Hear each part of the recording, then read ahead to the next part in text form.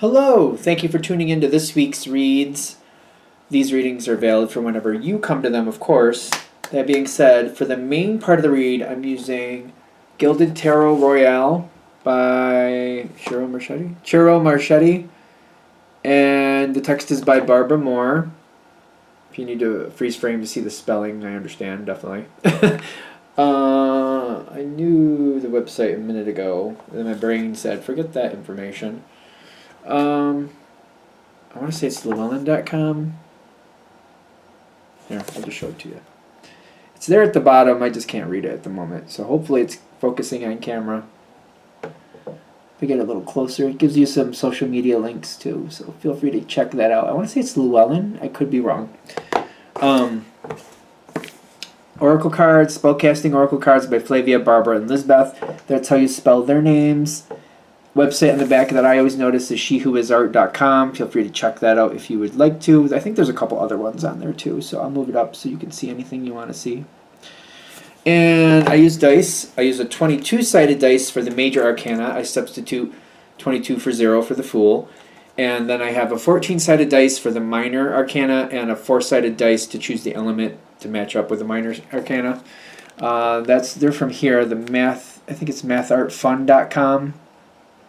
Hopefully you can see that website if you want to. I think it's mathartfun.com. Alright. That being said, if you would like a reading from me, shoot me an email, jamesforastral@gmail.com. That's James, the number 4, astral@gmail.com. If you're interested in the donation information, that's below, same email. Thank you very much for watching, and let's get into your reading. Hello, Libra!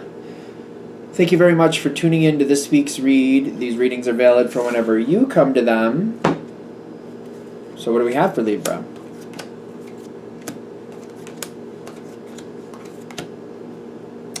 This is a saucy one.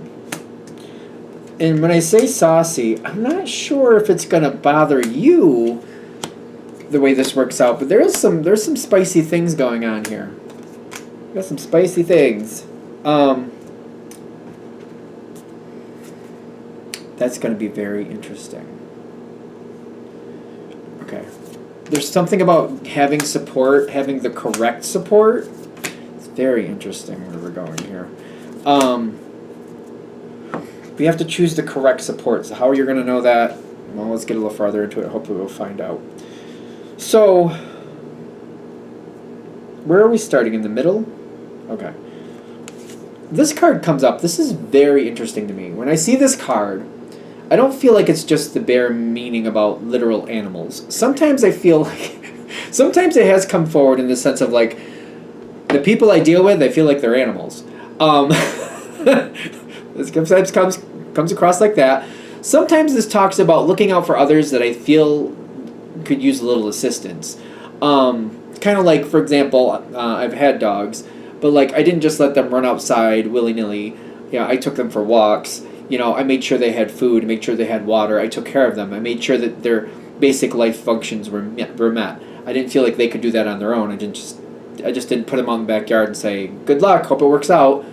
It did things to take care of them. This is kind of that energy, right? All right, so that being said, there's a spicy energy here that I don't think is bothering you at the moment. Now, the Emperor card can talk about Aries energy. I personally like Aries energy. Not everybody does, I get that.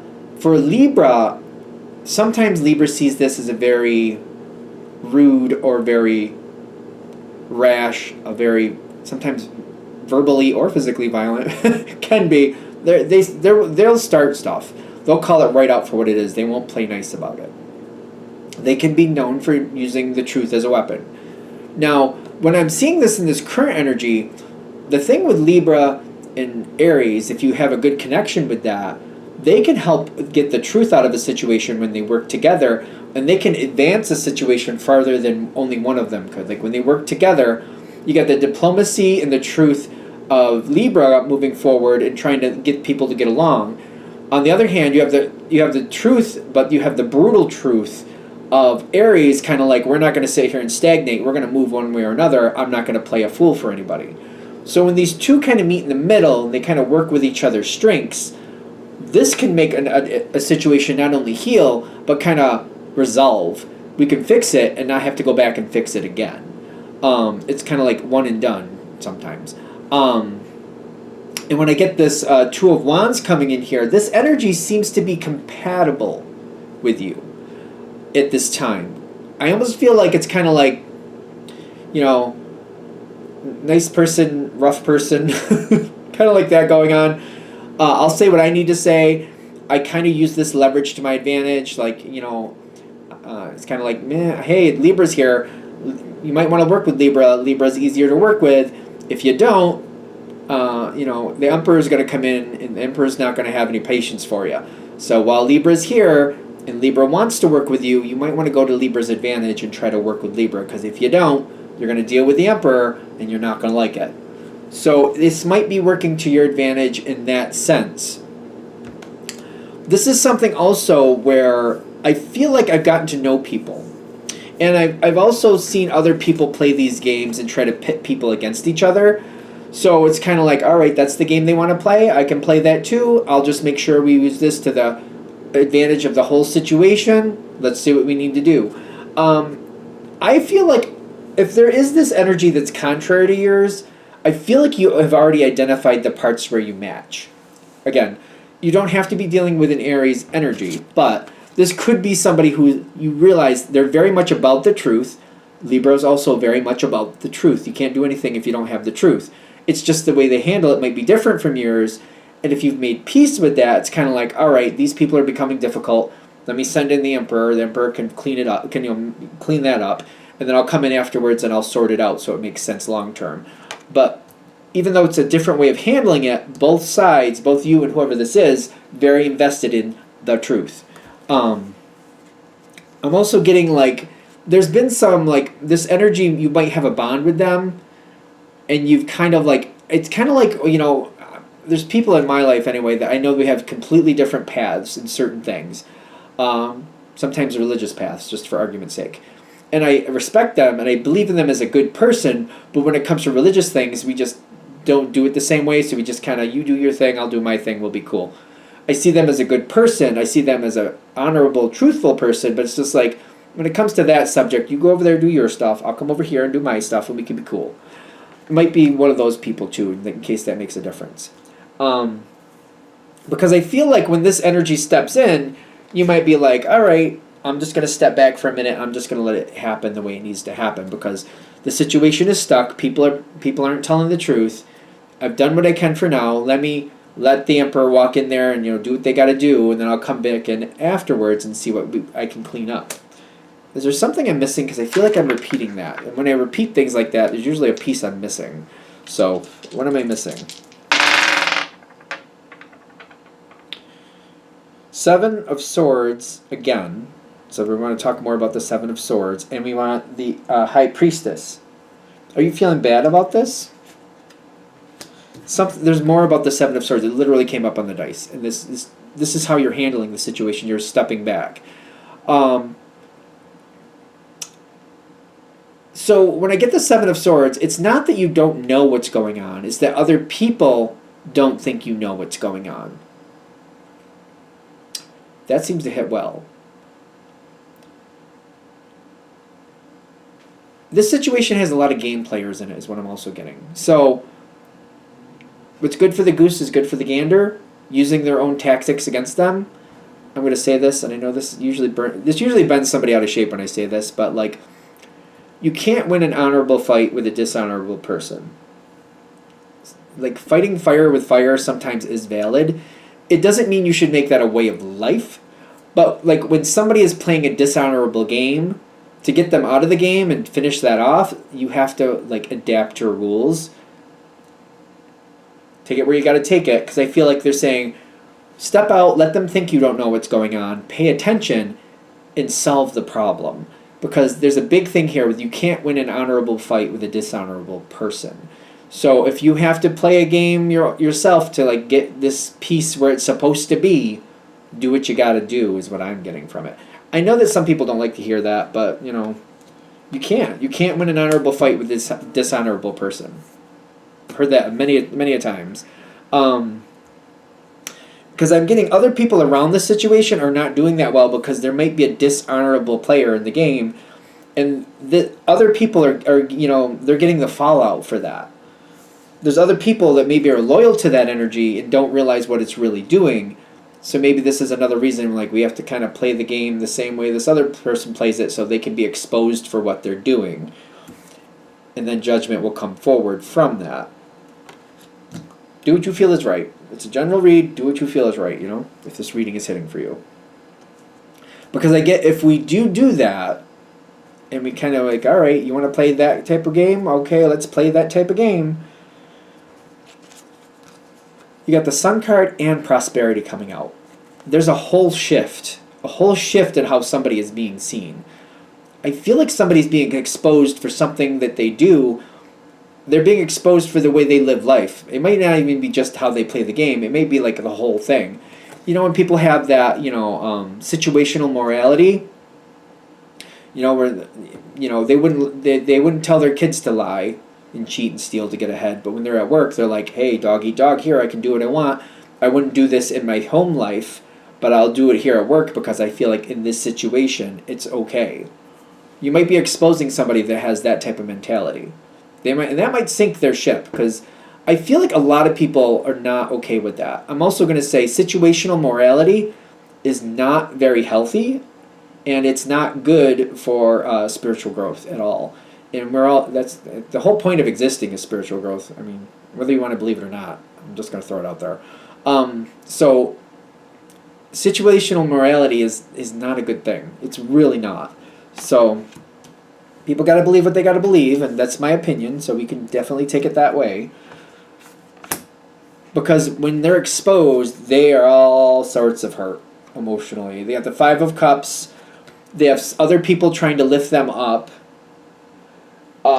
There's this weird, poor me energy going on with this. I'm seeing that with the Five of Cups a lot. Somebody else is stepping in with the strength, kind of trying to pick them up, which is going to be, I don't know if somebody else is also exposing themselves, or, when somebody's trying to pick this person up, they're seeing more of the truth here, which could be in more issues.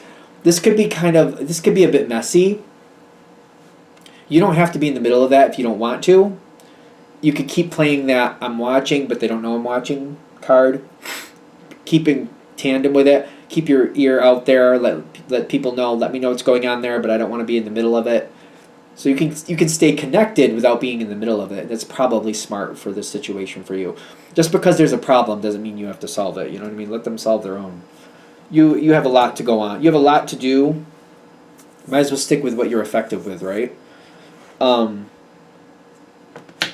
This came out of nowhere. Literally, I just was going to move the deck over, and I grabbed half of it, and these two cards popped out. The healing card with the Four of Swords and the Ace of Swords. So there's a lot of healing coming in, and a lot of cementing things in a more respectful way. Now, there's information going forward. I know this is going on for a while, isn't it? Well, we're only about 10 minutes or so.